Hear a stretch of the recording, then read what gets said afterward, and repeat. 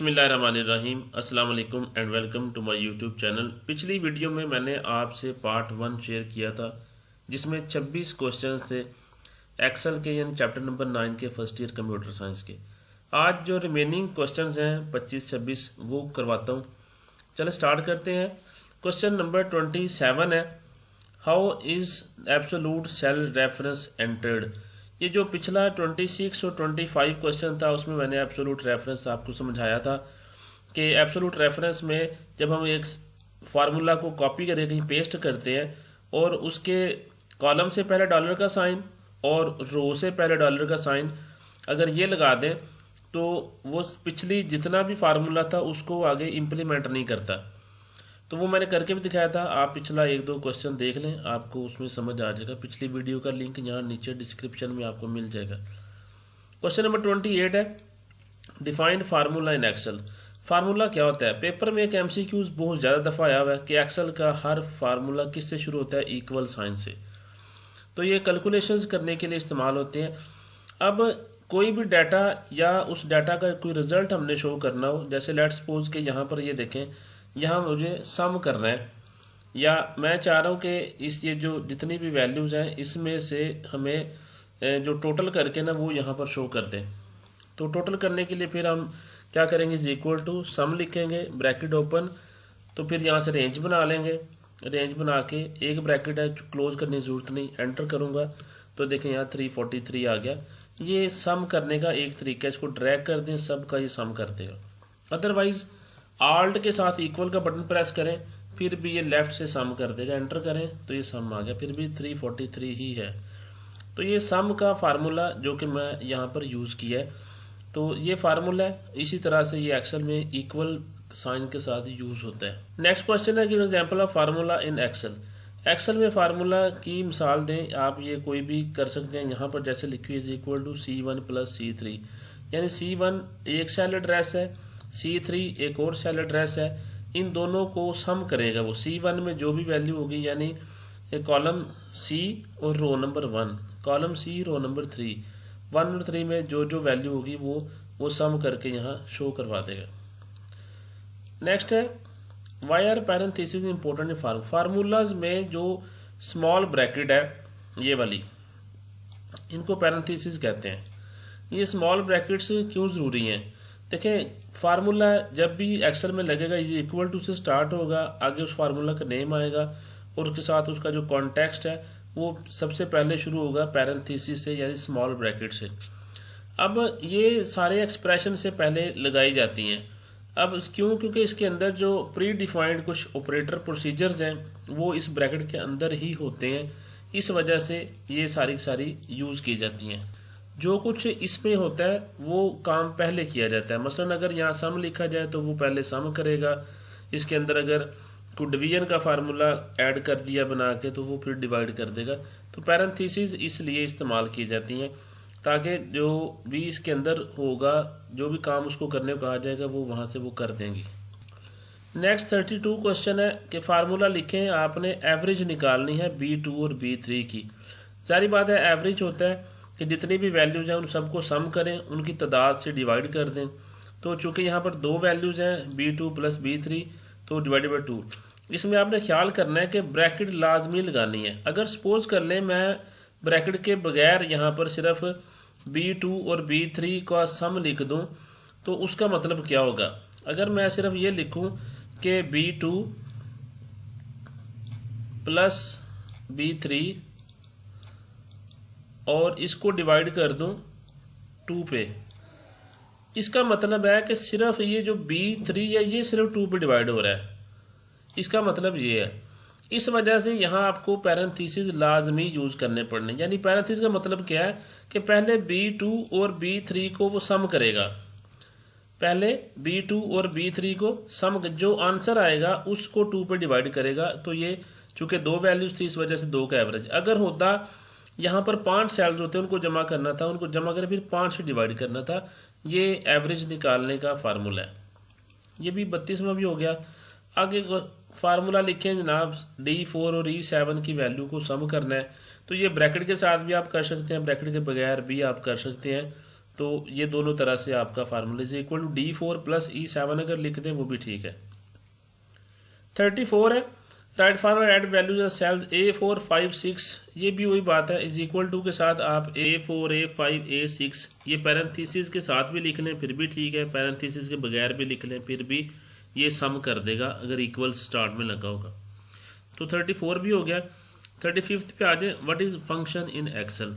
अच्छा फंक्शन, जैसे अभी मैं आपको फार्मूला का बता रहा था, फार्मूला जो फंक्शन है वो भी एक बिल्ट इन फार्मूला है फार्मूला, लेकिन बिल्ट इन फार्मूला है जो पहले से इसके अंदर मौजूद है। अगर हम उसको अपनी मर्जी के मुताबिक डाल लें तो वो फार्मूला कहलाता है, अगर वो पहले से जो मौजूद है वो फंक्शन कहलाता है।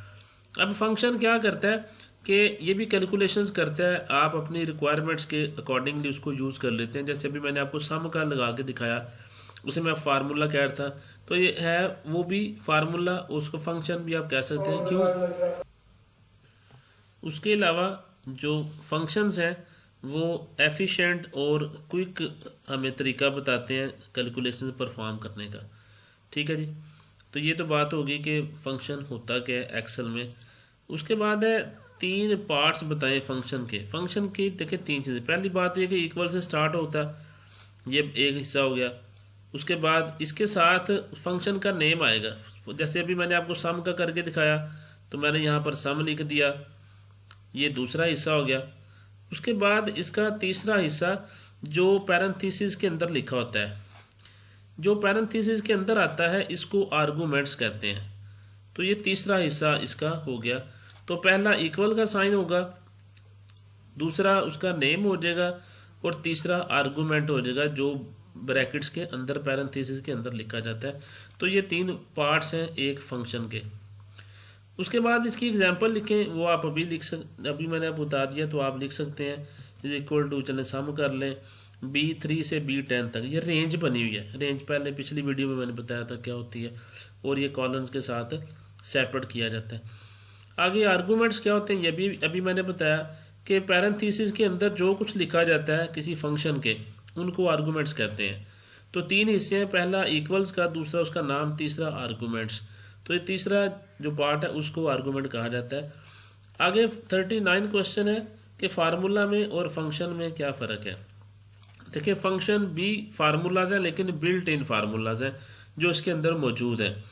इनमें जो फ्लेक्सिबिलिटी इतनी ज़्यादा नहीं होती, जबकि जो फार्मूला है वो ज़्यादा फ्लेक्सिबल है, उसको आप अपनी मर्जी से जितना मर्जी एक्सपैंड करके चेंज कर सकते हैं। लेकिन स्टार्ट दोनों इक्वल से ही होते हैं, फार्मूला भी और फंक्शन भी। आगे right function that total sale A1 through A5, यानी A1 से लेके A5 तक एक रेंज उसने दी है, उसको सम करेगा तो इज इक्वल टू पहले आ गया, उसके बाद सम आ गया, उसके बाद A1 से लेके A5 तक ब्रैकेट लाजमी क्लोज करनी है। ये ज़हन में रखिएगा कि एक ब्रैकेट ओपन करें तो उसको क्लोज करने की ज़रूरत नहीं है, अगर एक से ज़्यादा ब्रैकेट्स ओपन करें उसको क्लोज करना पड़ता है। What is the use of sum function in Excel. Sum यही है, अभी मैंने बताया, जमा करने के लिए इस्तेमाल होता है। वैल्यूज़ को ऐड करना हो तो आप सम का फार्मूला इस्तेमाल, फंक्शन इस्तेमाल कर सकते हैं। उसके बाद है what is use of max function. अच्छा मैक्स क्या करता है, मैक्स मैक्सिमम वैल्यू निकालने के लिए इस्तेमाल किया जाता है। मिसाल के तौर पे ये मेरे पास यहाँ पर मार्क्स है, मैं देखना चाह रहा हूँ कि भी मैक्सिमम मार्क्स किसके हैं।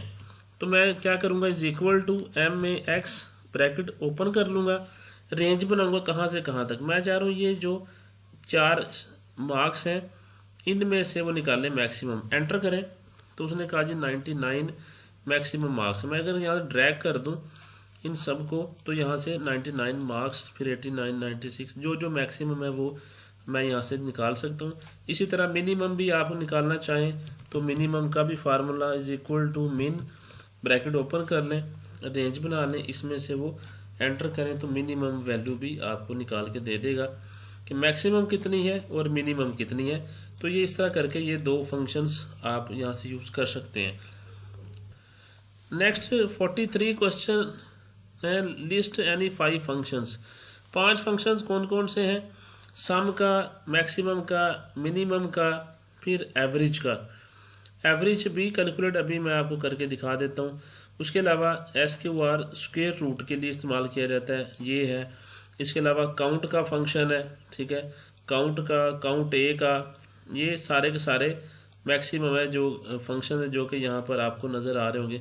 काउंट और काउंट ए, ये मैं अभी आपको एवरेज भी करके दिखा देता हूँ, उसके रूट भी कर देता हूँ। मिनिमम मैंने पहले अब कर दिया, सम भी कर दिया। तो इसमें से ये काउंट, काउंट ए, काउंट ब्लैंक, 3-4 ये मैं आपको करके दिखा देता हूँ। तो चलते हैं यहाँ पर। यहाँ मैं मिनिमम तो मैंने काउंट कर लिया। अब मैं यहाँ से टोटल काउंट करना चाह रहा हूँ सब्जेक्ट कितने हैं। तो इज इक्वल टू काउंट का फंक्शन ब्रैकेट ओपन, रेंज बना लें यहाँ से लेके यहाँ तक, एंटर करें तो उसने कहा जी 4 है। अब ये देखें काउंट ने ये काम करके मुझे दिया, गिन के बता दिया कि भी 4 है। अब अगर मैं यहाँ पर सपोज करूँ कि ये जो हिना थी ये उर्दू वाले पेपर में एब्सेंट थी, एंटर करें तो अब काउंट ने क्या किया, अब उसने 3 कर दिया। यानी कहने का मतलब ये है कि ये न्यूमेरिक डाटा सिर्फ काउंट करता है, अल्फा डाटा को ये काउंट नहीं करता। ठीक है जी। तो अगर आप ये चाह रहे हैं कि काउंट, ये जो अल्फा डाटा है ये भी काउंट करके हमें दिखाए, तो उसके लिए फिर काउंट ए का फार्मूला, ये फंक्शन आप यूज़ करेंगे is equal to count a, bracket open, double click कर लें, ब्रैकेट ओपन होगी, रेंज बना लें, एंटर करें तो देखें अब इसने 4 कर दिया। तो यहाँ से आपको पता चल गया कि काउंट ए में अल्फा डाटा भी काउंट होगा और न्यूमेरिक डाटा भी काउंट होगा, जबकि काउंट में सिर्फ और सिर्फ आपके पास क्या होगा, न्यूमेरिक डाटा ही काउंट होगा। अगर सपोज कर लें आपने कोई टेंडर शीट बनानी है तो उसमें तो एब्सेंट ए, प्रेजेंट पी या लीव के लिए एल लिखेंगे। अगर आपको टोटल दिन गिनने हैं भी कितने दिन क्लासें हुई हैं तो फिर काउंट ए का फार्मूला इस्तेमाल करना पड़ेगा, क्योंकि वहाँ तो सारा अल्फ़ाबेट्स लिखे हुए हैं। ये होगी। इसी तरह एवरेज भी अगर आप कैलकुलेट करना चाह रहे हैं तो एवरेज भी आप कैलकुलेट कर सकते हैं। वही function is equal to average, आप एवरेज लिख के एंटर कर लें, sorry is equal to average, double click करें, ब्रैकेट ओपन करें, कहाँ से कहाँ तक, मैं इन सब की एवरेज, ये क्या करेगा, चारों को जमा करेगा, 4 पे डिवाइड कर देगा, ये एवरेज। तो यहाँ से 84.6 आ गई। ज़रा इसका मैं साइज़ बड़ा कर लूँ। तो इस तरह एवरेज आप कैलकुलेट कर सकते हैं। अब यहाँ चूँकि ए था, अब मैं यहाँ कुछ मार्क्स 45 लिख देता हूँ, एंटर करता हूँ, देखें एवरेज भी चेंज होगी। तो इस तरह करके आप आगे फिर वो SQRT स्क्वायर रूट निकालना हो किसी वैल्यू का, तो वो भी आप यहाँ से SQRT मैं यहाँ लिख देता हूँ, सपोज करें मैं कहता हूँ is equal to SQRT, double click करें, ब्रैकेट ओपन हो जाए। किसका निकालना, मैं करूँ ये टोटल अमाउंट आ रही है, एंटर करें। तो अब इसका स्क्वायर रूट मैं ड्रैग कर दूंगा यहाँ, सारी टोटल्स का, ये सामने जितनी थी इन सब का स्क्वायर रूट यहाँ पर आ गया। तो ये वो बिल्ट इन फंक्शंस हैं जो कि एक्सेल में आपको मिलते हैं, पहले से मौजूद हैं, इनको आप देख सकते हैं। नेक्स्ट है व्हाट आर नेस्टेड फंक्शंस। एक फंक्शन के अंदर जो फंक्शन हो उसको नेस्टेड फंक्शन कहते हैं। मिसाल के तौर पे मैं आपको समझाने के लिए यहाँ पर ले लेता हूँ, मैं कहता हूँ ग्रेड निकाले। ग्रेड के लिए सपोज कर ले, मैं कह रहा हूँ कि अगर तो ये जो परसेंटेज वाली वैल्यू, यहाँ मैं परसेंटेज ले लेता हूँ, टोटल मार्क्स है मेरे 400, मल्टीप्लाई मैंने कर दिया 100 से, तो ये मेरी परसेंटेज आ गई। मैं कह रहा हूँ कि अगर परसेंटेज 80 से ज़्यादा है तो ए ग्रेड दे दे, अगर 70 से ज़्यादा है और 80 से कम है बी दे दे, 60-70 के सी। तो मैं कहूँगा इज इक्वल टू इफ़ का फंक्शन इस्तेमाल करूँगा। मैं कहूँगा इफ़ इस सेल की वैल्यू अगर बड़ी है, बराबर है 80 के, कॉमा उसको इन्वर्टेड कॉमास में आपने लिखना है, ए ग्रेड दे दे। अगर ऐसा नहीं है फिर इफ़ ओपन करें, उसी सेल की वैल्यू यानी O9 की वैल्यू बड़ी है, बराबर है 80 के, कॉमा उसको बी ग्रेड दे दे। अगर ऐसा नहीं है तो फिर कॉमा लगाएं, इफ़ ओपन करें, अगर उसी सेल की वैल्यू यानी O9 की वैल्यू बड़ी है या बराबर है 60 के, उसको सी ग्रेड दे दे। अच्छा जी, अब जितनी ब्रैकेट्स मैंने पहले बताया आपने खोलनी है उतनी बंद भी करनी है। अच्छा ये 80 2 दफ़ा लिखा गया तो मैंने यहाँ 70 कर दिया, फिर उसके बाद ये 70 का 60 कर देता हूँ। चलिए यहाँ तक। अब 3 ब्रैकेट्स मैंने खोलनी है तो मैं यहाँ 3 ब्रैकेट्स क्लोज भी करूँगा, 1 2 3, एंटर करें। ये देखें इसका बी ग्रेड उसने बता दिया। मैं ज़रा इसको थोड़ा साइज़ बड़ा कर दूँ तो यहाँ से देखें बी सी और ए ग्रेड हमने दे दिए। ये जो फंक्शन के अंदर फंक्शन खोला ना इफ़ वाला, एक इफ़ फिर दूसरा फिर तीसरा, ये आपको यहाँ नज़र आ रहा है। तो ये फंक्शन के अंदर फंक्शन ओपन किया, इसको नेस्टेड फंक्शन कहा जाता है। तो ये मेरे ख्याल से अब आपको समझ आ गया। उसके बाद नेक्स्ट आता है what different ways to enter cell address and ranges in a formula. एक फार्मूला में सेल का एड्रेस या रेंज लिखने के क्या क्या तरीक़ेकार हैं। तो सबसे पहली बात है हम खुद से भी टाइप कर सकते हैं, कोई उसको पॉइंट भी बता सकते हैं, या फिर हम लोग इंसर्ट का एक फंक्शन है उसको इस्तेमाल करके ये सेल का एड्रेस या कोई भी रेंज है कहाँ से कहाँ तक है वो हम लोग इस्तेमाल कर सकते हैं।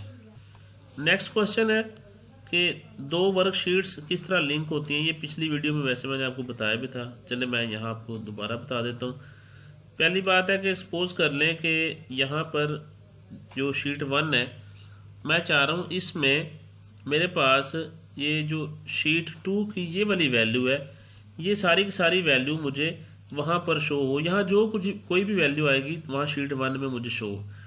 तो वो किस तरह शो होगी, जहाँ शो करवाना चाह रहे हैं सपोज कर लें यहाँ करवानी, मैं इज इक्वल टू प्रेस करता हूँ, फिर उस शीट में जाता हूँ जिसकी वैल्यू मुझे यहाँ पर डिस्प्ले करवानी है। तो शीट 2 पे आया, यहाँ पर मैंने सिर्फ क्लिक करना है और एंटर कर देना है। एंटर करना है तो देखें यहाँ पर 4699632 आ गया, यहाँ पर भी यही है। मैं यहाँ से कोई वैल्यू चेंज करता हूँ, लेट्स से मैं यहाँ पर 0 करता हूँ। अब ये देखें ये होगी 4733187। वहाँ जाके देखते हैं शीट 1 में कि हुआ है कि नहीं हुआ। तो शीट 1 में देखें 4733187। इस तरह करके शीट्स को लिंक किया जाता है। अगर आप इस शीट में देखें तो अगर दो शीट्स को लिंक करना है तो उसमें क्या क्या चीज़ें आपको नज़र आ रही हैं। सबसे पहली बात है कि शीट 2 लिखा हुआ है। शीट 2 का मतलब क्या है, ये वाली शीट, क्योंकि इस शीट का डाटा हमने यहाँ किया ना। आगे लिखा हुआ है आपको साइन ऑफ एक्सक्लेमेशन, ये वाला निशान उल्टा आई। उसके बाद लिखा हुआ है K20। K20 भी एक्चुअली उसी शीट का एड्रेस है जो यहाँ पर आ रहा है सेल एड्रेस। तो यानी कि अगर आपको ये पूछा जाए कि दो शीट्स को लिंक किस तरह करना है तो आपने इज इक्वल टू लिख देना है जिस शीट को लिंक करना है वो, और फिर आपने लगाना है साइन ऑफ एक्सक्लेमेशन और फिर वहाँ का सेल एड्रेस। लेट्स सपोज वो L3 है तो आपने सेल एड्रेस लिख दिया। इस तरह करके आप वो दो शीट्स को आपस में लिंक कर सकते हैं। तो ये क्वेश्चन यहाँ से हो गया। उसके बाद है next question give an example. अच्छा ये वही बात आ गई जो अभी मैं कह रहा था कि भी आप एग्जांपल दें किस तरह आपने लिंक करना है दो शीट्स को। अब देखें सपोज कर लें कि यहाँ पर दिखा हुआ है the formula is equal to A1, यानी A1 वो प्लस कर देगा किस में, ये जो शीट लिंक की हुई है इसके साथ, ठीक है। तो यानी A1 जो है वो करंट वर्कशीट में और जो सेल A2 सेकंड वर्कशीट में उसका जो नेम है शीट 2 उसकी वैल्यूज को इसके साथ वो प्लस कर देगा जो कि यहाँ से आपको शो हो रहा है। ठीक हो गया। आगे क्वेश्चन है what is chart and it's use. ये भी मैंने आपको पहली वीडियो में बताया था कि ग्राफिकली रिप्रेजेंट करना हो डाटा को तो उसको चार्ट कहते हैं, और चार्ट जो है वो चीज़ों की अंडरस्टैंडिंग बढ़ाने के लिए इस्तेमाल किया जाता है। मैं यहाँ पर आपको बना के दिखा देता हूँ। ये जो रिजल्ट कार्ड था सपोज कर लें मेरा, यहाँ से चलें शीट ये वाला डाटा ले लेते हैं कि किस मंथ में मुझे इनकम और एक्सपेंस कितने हुए। लेट्स सपोज जुलाई तक मुझे यहाँ से बनाना है। तो मैं इंसर्ट में गया, चार्ट में जाके यहाँ से कॉलम चार्ट ले लेता हूँ लेट्स से। तो ये मैंने कॉलम चार्ट ले लिया। अब ये मेरे पास इनकम और एक्सपेंडिचर्स जनवरी फरवरी मार्च अप्रैल मई जून जुलाई के आगे हैं। तो यहाँ से मेरी वैल्यूज़ यानी जो इनकम है वो ब्लू के साथ है और एक्सपेंसेस रेड के साथ है। इस तरह करके चार्ट को यूज़ किया जाता है। नेक्स्ट क्वेश्चन है what do you mean by named ranges. Named ranges actually दो या दो से ज़्यादा सेल्स का कोई नाम रखना, उनकी वैल्यूज़ का कोई नाम रख देना, इसको नेम्ड रेंजेस कहते हैं। मैं मिसाल के तौर पर समझाने के लिए आपको, ये डाटा मेरे पास मिसाल के तौर पे मैंने अगर प्रॉफिट एंड लॉस का कोई नाम रखना है तो मैं सारे डाटा को यहाँ से सिलेक्ट करूँगा, इतना इतना ये ऊपर तक यहाँ से। फिर यहाँ पर जाके यहाँ नेम बॉक्स है, यहाँ मैं नेम रख दूंगा। मिसाल के तौर पे इसका मैं नाम रख देता हूँ प्रॉफिट, बस एंटर कर दूंगा। अब मुझे सपोज करें कहीं पर भी ये चाहिए, मुझे यहाँ पर सपोज करने चाहिए तो मैं इक्वल टू सम करना चाह रहा हूँ, ये प्रॉफिट्स को सम करे तो ब्रैकेट ओपन कर दी। अब यहाँ मैं लिख दिया प्रॉफिट्स, ठीक है जी। तो ये नीचे देखें प्रॉफिट आ रहा है, मैंने यहाँ से सिंपल डबल क्लिक करना है और एंटर करना है। तो ये देखिए उसने मुझे सम कर दिया 4733187। देखें ये वैल्यू मैच कर रही है। इस तरह करके आप नेम्ड रेंजेस इसमें सेट कर सकते हैं एक्सेल में। यानी एक एफिशिएंट वे है। आप इन सारी वैल्यूज़ को बजाय सम करें, आप इसका कोई ना कोई नाम रख लें, आप इसका कोई ना कोई नाम रख लें, या कहीं आपको मंथ्स सपोज करें बार बार लिखने पड़ते हैं, आप इन सारे मंथ्स का कोई ना कोई नाम रख लें। नेक्स्ट नेम रेंजेस के बाद अगला क्वेश्चन आता है explain difference between values and labels in Excel. Excel में वैल्यूज और लेबल्स क्या होती हैं? वैल्यू जो कुछ भी हम एक्सेल में एंटर करते हैं वो वैल्यू कहलाता है। ये कोई नंबर भी हो सकता है, कोई डेसिमल भी हो सकता है, कोई नेगेटिव नंबर भी हो सकता है, कोई करेंसी का सिंबल भी हो सकता है, कुछ भी हो सकता है जो कुछ भी हम यहाँ पर ऐड करते हैं एक एक्टिव सेल में। जबकि लेबल्स जो हैं वो आइडेंटिफाई करते हैं उस वैल्यू को, या वहाँ एक से ज़्यादा वैल्यूज हैं उनको आइडेंटिफिकेशन के लिए इस्तेमाल किया जाता है। ये एक्चुअली टाइटल देते हैं किसी भी हेडिंग रो को या फिर कॉलम्स को। वैल्यूज़ को हम फार्मूला में इस्तेमाल कर सकते हैं किसी फंक्शन में, जबकि लेबल्स को हम किसी फार्मूला या फंक्शन में इस्तेमाल नहीं कर सकते। तो ये चैप्टर नंबर 9 के शॉर्ट क्वेश्चन थे सारे के सारे। आई होप सो कि आपको ये सारे क्लियर हो चुके होंगे। अगर किसी को इसमें कोई भी क्वेश्चन है तो वो नीचे कमेंट करके पूछ सकता है। बाकी चैनल को सब्सक्राइब ज़रूर करें, अपने बाकी क्लास फेलोज़ को भी लाजमी शेयर करें ताकि लोगों की जो अंडरस्टैंडिंग है वो ज़्यादा से ज़्यादा बेहतर होनी चाहिए। वीडियो अच्छी लगी हो तो लाइक भी ज़रूर करें। Thank you so much.